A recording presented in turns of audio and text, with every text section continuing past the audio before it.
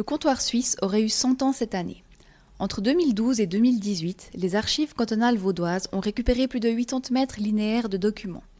On y trouve entre autres des affiches, des cassettes audio et vidéo, des photographies. Dans cette série de mini-podcasts, des spécialistes vous racontent un cliché de leur choix. Pour ce dernier épisode, l'ancien directeur des archives cantonales vaudoises, Gilbert Coutat, raconte comment cette 50e édition s'est ouverte à la modernité. J'ai choisi la photographie avec des chapeaux tyroliens. Elle est peut-être décalée parce qu'à première vue, elle ne rappelle pas le comptoir. Mais en 1959, l'Autriche est hôte d'honneur. Alors dans sa version peut-être la plus traditionnelle, emblématique, le chapeau, le gros ceinturon.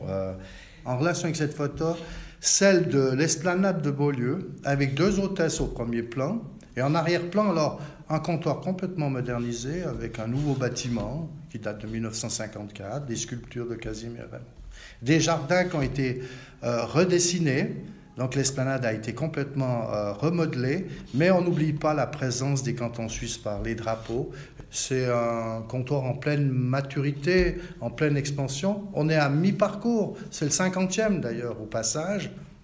L'Autriche succède à la Chine, c'est en 58, précède l'Australie, 160, et puis montrant la force de ce comptoir au niveau diplomatique, du marché économique.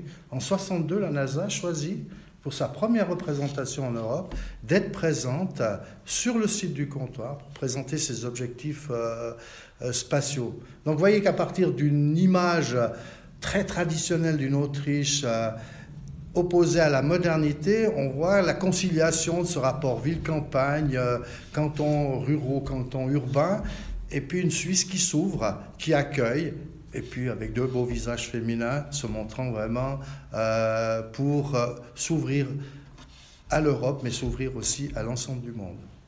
C'est ici que s'achève cette plongée sonore dans les archives du comptoir suisse. Vous pouvez retrouver tous les épisodes sur la chaîne YouTube de l'État de Vaud.